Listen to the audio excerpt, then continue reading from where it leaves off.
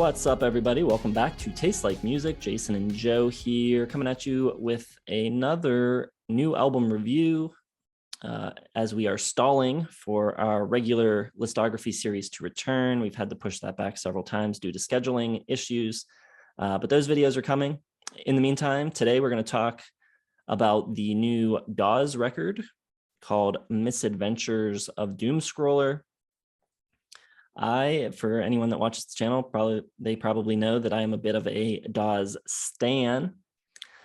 Going into this record, less so than I once was, but for a good stretch there, they were, my favorite current act. I saw them live over a dozen times. Really, really enjoyed their first stretch of records. Started to lose me a little on the record We're All Gonna Die, which was produced by Blake Mills. And surprisingly, I did not love that record. And since then, I think they've put out good but not great records. And so I've been kind of just waiting and wondering if they will ever return to form. So how about you? What's your experience with Dawes prior to this?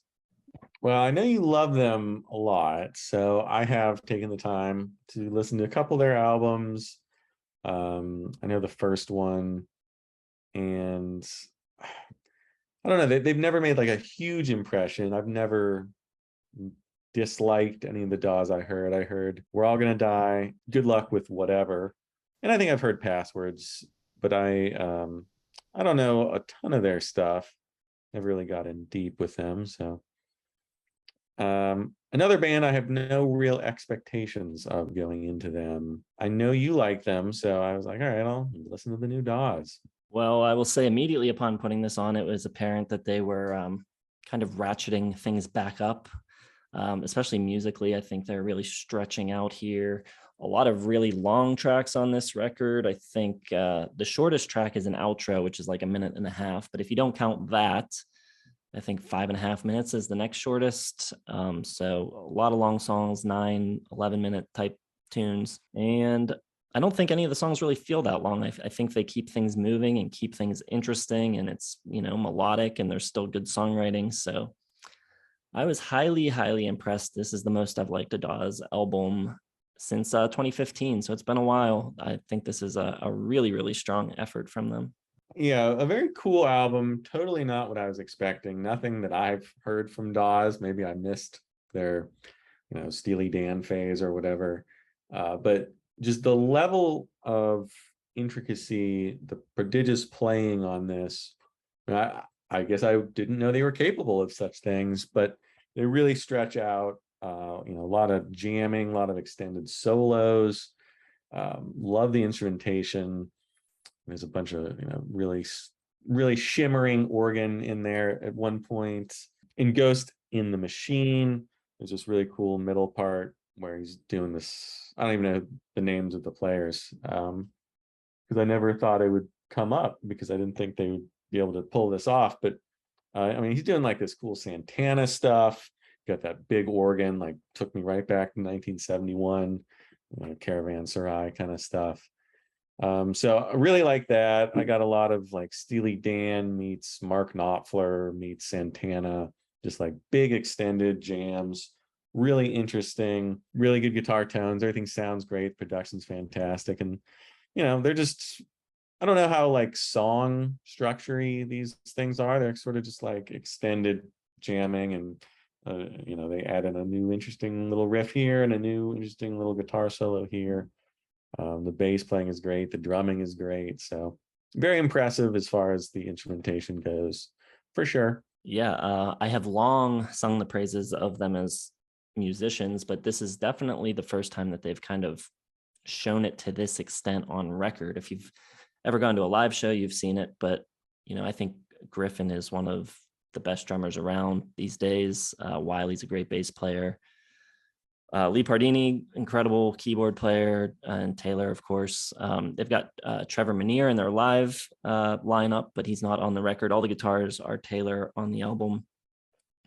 Guitars sound great, lots of really cool solos, and you've talked a lot about them jamming, but I don't think that this comes across as like a jam band sort of record. I think songs are still first, but they've just, given themselves the freedom to stretch the songs a bit with some solos and stuff. It never seems like they're just, improvising for the sake of improvising. I think all of it pretty much sounds written. I don't know if there was improvisational stuff included, but it all seems too melodic to me, and like to be on the spot. It seems very structured and thoughtful, and I think all the playing is great. It sounds great, like you said. It is a strong 4.5 for me. I'm at 4 for this. I don't know if like the songs themselves, I mean, it's tough because there's such cool parts, and yeah, I mean, jam band's not really, not a jam band. Jamming, I guess it's more like, I keep going back to Steely Dan, but it's all I know. Steely Dan sort of like measured parts out. There's no like, I'm just going to noodle around for a while. It feels very like deliberate, but stretched out, and sort of like how can we make this more interesting? How can we add another long instrumental passage in here? So I liked all that. 4 stars. I hate the name Misadventures of Doomscroller. I hate the concept of doom scrolling, and I hate the word doom scroller. So that, I don't know, the lyrically not like anything too profound, but nothing bad in there.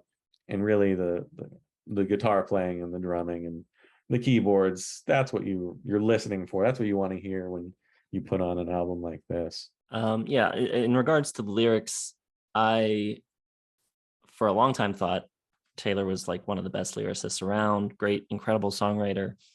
And I still think he's really, really good, but there was a point right around, We're All Gonna Die, where his style of writing became so predictable that maybe I started to look at it a little less favorably, just because he had such his own style, and it was just like, this is another like Taylor song. And maybe that's a good thing. I don't know. He's got a very identifiable type of writing. But the way he writes songs has become a little predictable.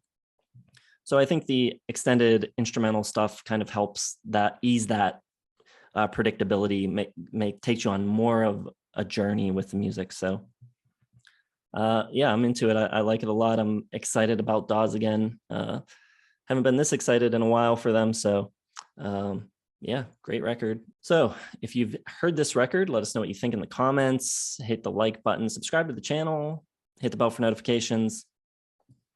You can also check out the video description for links to all of our social media, Patreon. We've got a very cool Discord community that you can become a part of through our Patreon if you want to consider joining. Facebook, Twitter, Instagram, all that good stuff, and merch if you're interested. Take a look, follow the links. Thanks for watching. We'll see you in the next one.